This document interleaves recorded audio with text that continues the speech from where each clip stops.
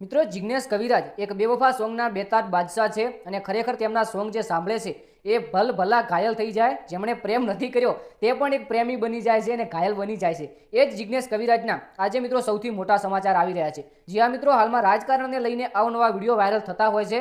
દેવાયત ખવડ હોય છે, રાજુભાઈ કરપડા હોય છે કે ચૈતરભાઈ વસાવા હોય છે, આ બધાના વિડીયો વાયરલ થતા હોય છે કારણ કે હાલમાં જે ચૂંટણી આવી રહી છે એ બહુ નજીક છે। ચૂંટણી ભાજપની ટિકિટો પણ મળી રહી છે, કોંગ્રેસની ટિકિટો પણ મળી રહી છે અને તમને બધાને ખબર છે કે ભાજપે એક કોન્ટેન્ટ ક્રિએટર એટલે કે જે નેહાબેન સુથાર છે એ એક કલાકાર પણ છે અને એક એક્ટર પણ છે, સાથે સાથે માયાભાઈ આહિરની દીકરી તેમણે પણ મિત્રો ટિકિટ આપી છે ભાજપ સરકાર દ્વારા। ત્યારે મિત્રો જિગ્નેશ કવિરાજને લઈને આજના સૌથી મોટા સમાચાર આવી રહ્યા છે અને આ સમાચાર તમે સાંભળશો તો તમે પણ કહેશો કે હવે તો જિગ્નેશભાઈ કવિરાજ આવે તો તેમને જ વોટિંગ આપવું છે, બાકી કોઈને નથી આપવું, કારણ કે ગુજરાતની અંદર જિગ્નેશ કવિરાજની એક આગવી ઓળખ છે। હવે મિત્રો વાત કરીએ કે દેવાયતભાઈ ખવડ જિગ્નેશ કવિરાજ અને આ ચૂંટણી વિશે શું બોલ્યા છે, તો દેવાયતભાઈ ખવડે કીધું કે જિગ્નેશભાઈ કવિરાજ જો ચૂંટણી લડે, તેમનું જે વતન છે ખેરાલુ ગામ, એ ગામની અંદર હું પ્રચાર કરવા માટે જઈશ જિગ્નેશ કવિરાજ સાથે। વિચાર કરો કે દેવાયત ખવડે એમ કીધું કે જો જિગ્નેશ કવિરાજ રાજકારણની અંદર આવે, જિગ્નેશ કવિરાજ જો ભાજપ અથવા કોંગ્રેસ અથવા કોઈ પણ પાર્ટીની અંદર જોડાય તો હું આ પ્રચાર કરવા તેમના ગામની અંદર જઈશ અને જિગ્નેશભાઈ કવિરાજની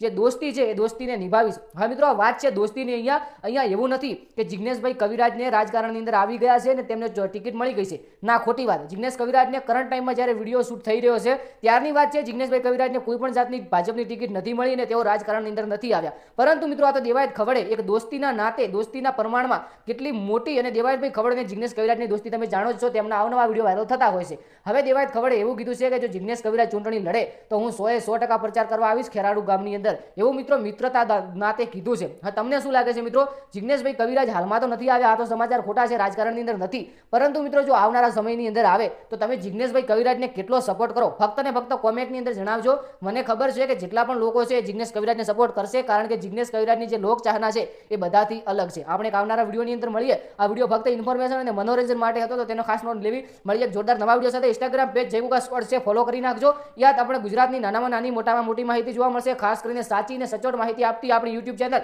જય ગુગા સ્પોર્ટ, ઇન્સ્ટાગ્રામ પેજ જય ગુગા સ્પોર્ટ, બંનેને ફોલો કરી લેજો। મળીએ નવા વિડીયોની અંદર। જય ગુગા મહારાજ, જય દ્વારકાધીશ અને જય વડવાળા।